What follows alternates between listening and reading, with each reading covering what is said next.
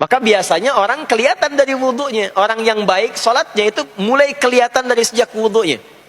Jadi kalau wudunya tidak sempurna, buru-buru, yang dibasuh tidak sempurna, itu pasti akan berdampak kepada sholatnya. Setelah itu tsumma istaqbilul qiblah, lalu menghadap ke arah kiblat, lalu diajarkanlah oleh Nabi tata cara salat mulai dari takbir sampai dengan selesai salam.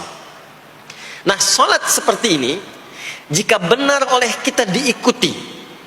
Jadi fokus baik-baik di sini, benar-benar diikuti oleh kita aturannya dari mulai wudu sampai dengan salam, maka Allah akan berkenan memberikan 5 kemuliaan yang dicurahkan pada seorang hamba saat di dunia.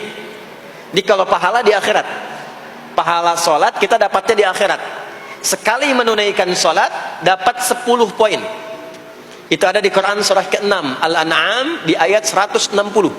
Man jaa bil hasanati falahu asyru amthaliha. Siapa yang mengerjakan perbuatan hasanah, perbuatan baik yang punya nilai pahala, maka diberikan nilainya 10. Di dalam Al-Quran, sholat itu disebut dengan hasanah, perbuatan baik yang punya nilai pahala. Itu ada di Quran surah ke-11 Hud di ayat yang ke-114. Aqimis salata tarafayn nahar wa zulafan minal lail innal hasanati yudhibnas sayyiat. Tunaikan sholat di pembuka siang sampai akhirnya, sampai ketemu malam. Jadi dari subuh, zuhur, asar, maghrib sampai ke isya.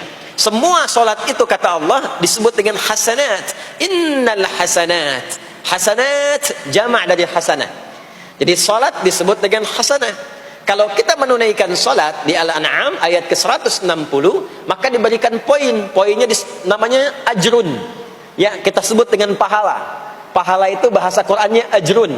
Di Quran surah At-Tin, lahum ajrun ghairu memnun. Begitu kita mengerjakan amal soleh, maka diberikan pahalanya. Perbuatan amal solehnya disebut dengan hasanah, pahalanya disebut dengan ajrun.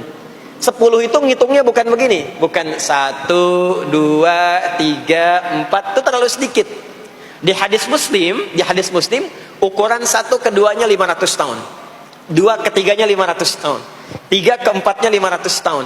Jadi sekali kita menunaikan sholat 10 nilainya, setiap 10 itu 1 keduanya 500 tahun, 2 ketiganya 500 tahun. Kalau ditunaikan di masjid, ya, ditunaikan di masjid, nanti dapat lagi tambahan pahalanya. Baru masuk datang ke masjid dengan niat sholat, bukan yang lain ya.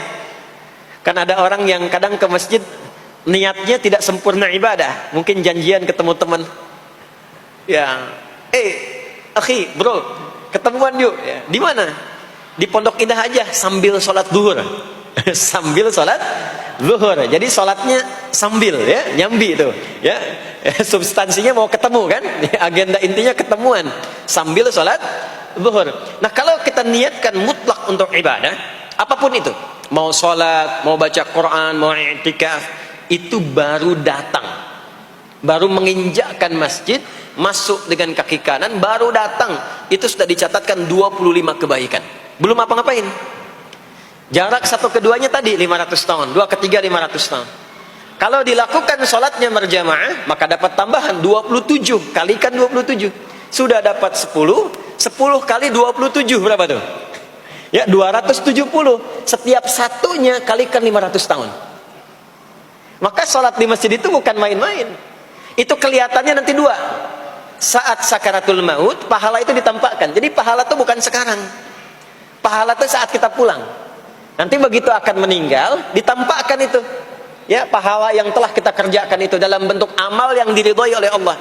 Makanya orang-orang yang rajin beramal saleh, ya, hasanahnya banyak, itu hidupnya tenang. Karena dia merasa tenang, jiwanya pun tenang. Ketika pulang pun dia berada dalam ketenangan. Itu yang menjadikan dia kadang senyum. Ada orang yang akan meninggal itu senyum. Ya, sedang baca Quran, ada yang sedang duduk, ada yang sedang ngaji, ada yang sedang sholat. Saking tenangnya, panggilannya pun tenang. Quran surah 89 ayat ke-27 sampai ayat 30. Ya ayyatuhan nafsul mutmainnah, hei jiwa-jiwa yang tenang, irji'i ila rabbiki radiyatan mardiyah, cepat pulang, aku sudah ridha dengan amalmu, engkau pun akan ridha dengan pemberianku. Fadkhuli fi ibadi, masuk golongan hambaku. Ibad itu jama' dari kata abdun. Abdun itu adalah nama bagi hamba yang senantiasa memperbanyak ibadah. Ketika dia ibadah punya hasanat, maka dikonfirmasi saat pulangnya, ditampakkan hasanatnya, ditampakkan hasil pahalanya. Itu yang menjadikan, pernah dengar Sayyidah Asyah, Siti Asyah? Siapa beliau? Istrinya Fir'aun kan? Ya, kan ada kisah Fir'aun dalam Al-Quran. Ketika beliau akan dieksekusi oleh Fir'aun, la'natullahi alaihi, Fir'aun itu akan mengadab, akan menghukum istrinya sendiri, Sayyidah Asyah. Ketika akan disiksa dan sudah diikat dalam tiang itu, akan disiksa, maka beliau berdoa, Siti Asyah itu, dan doanya diviralkan di Al-Quran. Rabbi bennili indaka baitan fil jannah wa najjini min fir'auna wa amalih. Ya Allah, aku telah berislam, mempertahankan akidahku saat ini sampai dengan sekarang. Maka mohon ya Allah, berikan kepadaku anugerah di surga nanti, bangunkan satu istana di surga.